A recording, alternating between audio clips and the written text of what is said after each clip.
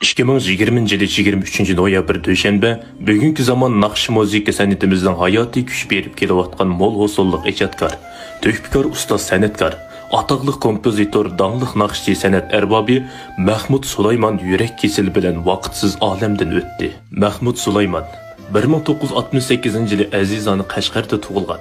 Qashqardek san'atning makoni bo'lgan bu azizani yurtda o'z xalqining madaniyati va san'atiga to'yinib cho'ng bo'lgan Mahmud Sulaymon 13 yoshida san'atningki o'chiqi bo'lgan Xinjiang san'at institutining usul kasbiga qabul qilinib, balit o'rgandi. Kam so'z va ig'ir besiq Mahmud Sulaymonning qalbi balitdan bekerek naqshi muzikaga talpinib turadi. Shu talpinish bilan u pianino ishtiyoqi bilan o'rganishga boshladi. Ustozlarninki tarbiyasi bo'lib o'zining o'tda qizg'inligi uni muzika ishlashga olib 15 yoshida muzika ijod qilib, o'qituvchi va muzika sohasida izchillik bilan izlanayotgan barliq o'quvchilarni hang-tang qoldirdi. Ana shuningdan boshlab uning ijodiyat va naqshchilik hayoti boshlanib ketdi. 1985 yılı Qashqar viloyatlik naqshi usul teatr o'mikida san'atkorlarning makoniga kelib ishlash uning san'at hayotidagi yana bir burilish bo'lib qoldi.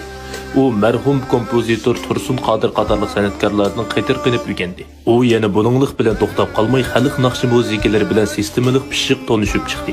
Naqshi aytish va ijodiyat uslubida yana bir qadam olg'a siljidi. Çatma dumboq çelish va naqshi aytishda hammaninki og'ziga chiqib qolgan Mahmud Sulaymon bu vaqtlarda hammani so'yindirib, yangi ijodiyatlarni chiqarishga boshladi. Yangilik yaratish yo'lida izchil izlanayotgan Mahmud Sulaymon 1989 yilga kelganda o'makdagi G'olib Rahim, G'ini Salay qatorliq kasbdoshlari va do'stlari bilan birga diyorimizdagi tunji zamonaviy muzika adirti rivoyatni qurib, muzika sohasidagi yuzlanishning yuqori pallasini ochdi. İcadiyat ve naqshi muzika o'rinda shu davrdagi yangilikqa va ilg'or saviyaga vakillik qiladigan rivoyatninki o'yin qo'yib Xinjiangda barmagan yerlari qolmagan edi. Uning o'tliq kuylaridan sehrlangan zo'qmanlar va san'at shaydonlari har o'yinda uningki quchqig'i gullarni to'ldiradi. Xatlar olqishlar yomg'irdak yig'ishga boshladi.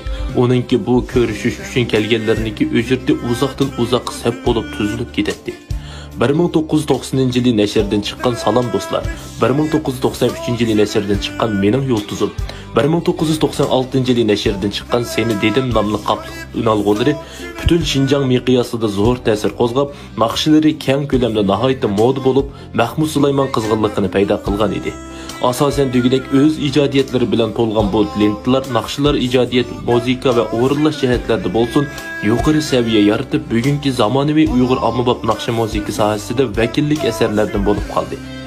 Tilak, Salom do'stlar, Kecha, Rivoyat, Qara deydi. Aldangan söygü qatarlıq netçi o'nlagan naqshlari bütün Xinjiangda yangrab cho'lponliq sehriy kuchini tarqatayotgan Mahmud Sulaymon bu kunlarda shuhrat oldida o'zini yo'qotib qo'ymagan edi. Lent so'yganlarining qayta zakaslarimi uni ta'virtalmadi. U yanada texmi esil ijodiy naqshlarni ijod qilish, naqshi muzika havaskorlarini texmi nodir sarxil naqshlar asarlari bilan tartiblashni o'ylatdi.